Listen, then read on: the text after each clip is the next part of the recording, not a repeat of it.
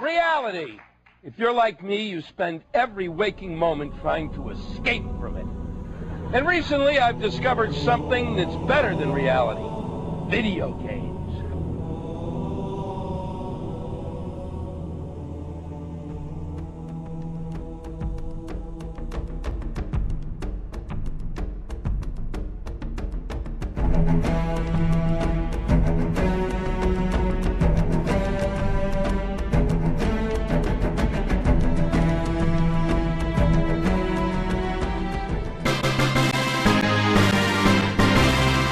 My name is John Whitty. I'm the Dean of Residence Life at Calvin College.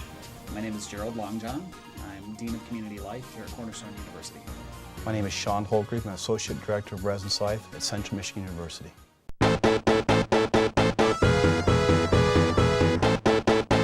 Over the years, I think there has been, obviously, a noticeable surge in student involvement in video games. I think the combination not only of students getting involved in video games as an individual activity, but with the increase of net gaming. We've certainly seen the increase. I think it used to be a rarity when a room had a box to be able to play a game. And now what we find out is people deciding, okay, who's going to bring what, who's going to leave their stuff at home, and what games guys have to bring and to play, and having the duplication and such. So it went from being an issue of, a room might have one to now a room maybe has 4 of them. We have definitely noticed students spending more time on games, online games, and just at general online life.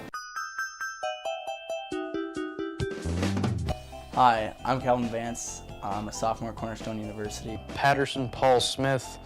I'm 21 and I attend Central Michigan University. I'm Kyle Doherty. I am 20 years old and I go to Cornerstone University. Alyssa Barrett. I am 18 years old and I go to Mount Pleasant High School. I'm a senior there. The most absorbed I ever got in a game was, sadly, to an extent, Kingdom Hearts.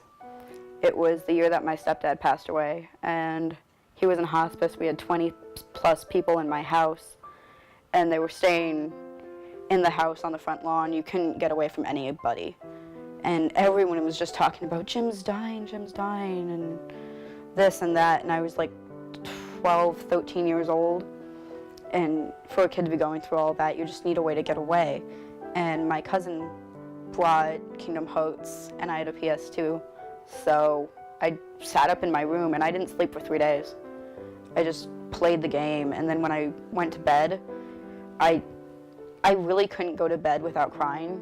So I'd play until I literally wasn't conscious enough to see straight, and then I'd go to bed, and then I'd wake up and I'd play the game, and that's basically how that summer went for me. And I never did beat Kingdom Hearts. I just kept exploring and collecting money and killing things, and just, I think it was more of a staring at the screen than an actual gameplay.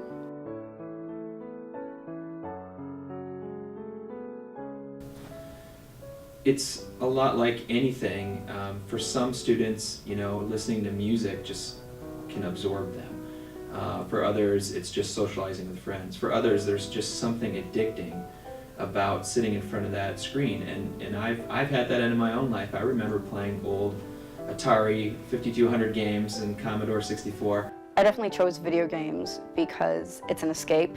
And since I am such a visual person and I've always gone to video games, it's just easier. It's the best escape where you can actually absorb yourself into it, and you can get in the state of mind that you do with movies on occasion, and just like, this is my life now. It's like, I am you, and I'm the one killing all of the shadowy things and whatnot. Like, you can really get into it and get away from everything. And you don't have to think, this is what's happening, my stepdad's dying. You don't have to think about those things. You just think, kill the bad things, everything will be better. The ability to immerse yourself in a different world for a while, that's hugely addicting. There's a lot of other people that are into it as well. It can build a common interest that you have, a topic of discussion. Some people feel that like if they lose video games, they're going to lose all that community or like all those guys. You want to get a little bit further in a level. When it ends, you want to start over and try again. So there's something about it, and it doesn't hit everyone the same way, but it can be really addicting like that. Time can go by really quickly. You can lose track of how much time you're actually spending. Video games became both a way to be with friends, and also it was a way to be by yourself and be entertained. There's always another quest. There's always something else to kill. There's always something else to find. There's always someone else to talk to, and there's always a goal. Because of the nature of the media, it sort of can consume you. It's visual, it's audio, it's you're using your hands and your arms, so you're sort of engrossed in it. Some people play to kill the most things. Some people play to get the strongest. Some people play to be the richest. And there's always something that a gamer personally wants in a game like that. That's why it appeals to so many people. Like any measure of entertainment, absolutely, it's a release. It's an opportunity. I love the fact that a lot of games are designed around stimulating social action as well, or social interaction. Rock Band is a brilliant move. And the fact that you can actually participate with additional people.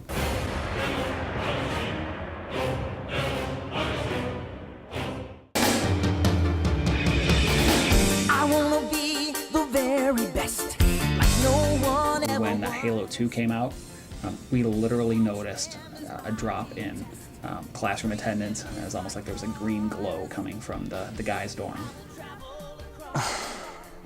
The amount of time I spent my freshman year, I've tried counting a few times, and because the nifty thing, which is also a very guilty thing about video games, is most video games nowadays will tell you how much time you've spent playing them.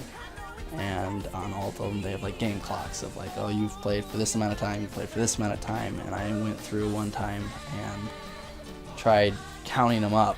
And this was just on games that like I had stored on my memory card and on like a few of my friends' hard drives, not including like times where I like sat down and just randomly played on like somebody's account or just played here or there on like LAN parties. Like strictly like things that I know happened, and it was over easily 1,000 hours. Like, and which is disgusting. Like, so I like easily I could say I probably played anywhere from 1,000, 2,000, maybe 3,000 hours of video games in my freshman year alone. So I ended up buying BioShock, and I hadn't played it before. I had heard great reviews. I took it home and got through about 5 minutes of this game, and my roommates didn't have the television for at least a month. Some of the negative things, though, is if you don't have people to play with, you kind of limit yourself from having social connection with other people. From a face-to-face standpoint, I mean, so you could still get the online community, but it's not nearly the same.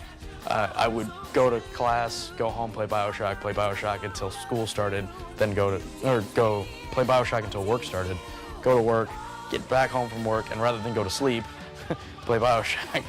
And I did that probably for about 2 weeks, and I had a couple of papers that I realized were due in 2 days, and they were over 20 pages worth of work that I needed to get done, and I just freaked out that I had done all this. So I wrote about 2 pages worth of it, and then I started playing BioShock again. We've seen students really struggling academically because they're neglecting things. I had begun to play so many video games that it was just consuming so much of my time that I really wasn't doing a lot of other things. For me personally, I contribute a lot of, well, almost entirely my failing of freshman year of college to video games, and it's not necessarily because like they're evil, bad things. It's just because I played them so much that it was just kind of over-consumed my life. And the night before the papers were due, it was midnight, and I had been playing BioShock until midnight, and I realized it was midnight, and these papers were due. My first class was at 9 o'clock, and I had 1 page done for that paper, and I just freaked out, and I turned off the game, and I actually disconnected the 360, and I put that up in my room, and I went downstairs, and I just wrote the paper. But every time I would be in the middle of writing a sentence, I'd just look up and look at the television, which was off, and I was just thinking, I don't know what's gonna happen next. I don't know what's gonna happen. I wanna play. I have to play. And the thing was, after I beat the whole thing the first time, and it took me forever, I can now beat BioShock in, a few hours without much of an issue. But I was so involved with the way that the whole thing was set up that I wanted to check out every single room of every single level 12 times. You know, I think it could be a symptomatic of escapism and kind of a cycle where the student's frustrated with classes, so this becomes something to, you know, take out your frustration on. Sometimes withdrawal from other relationships. Again, it can simulate additional relationships. I think sometimes feelings of failure in other areas of life may motivate you toward, you know, this is something you can control, this is something you can achieve, this is, you know, I mean, video gaming, you set goals, you achieve those goals, and there's some pretty quick senses of success in the process. I think some of it's got to do with just kind of it's an escape.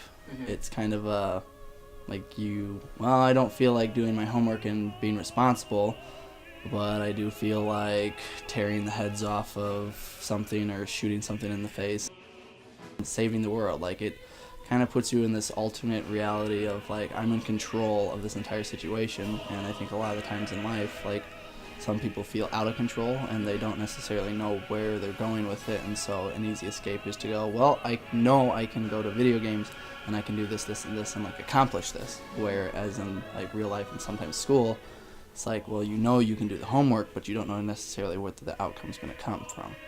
They're neither positive nor negative in nature. It's just a matter of how you choose to separate your time. Video games is certainly a piece of it, but the biggest piece is learning how to manage your time. Again, like, I don't want to say I regret it, because that whole experience helped make who I am, and it helps me definitely understand where a lot of people are coming from, and it helps me to relate to that entire field, especially people who are still in that mindset of video games. But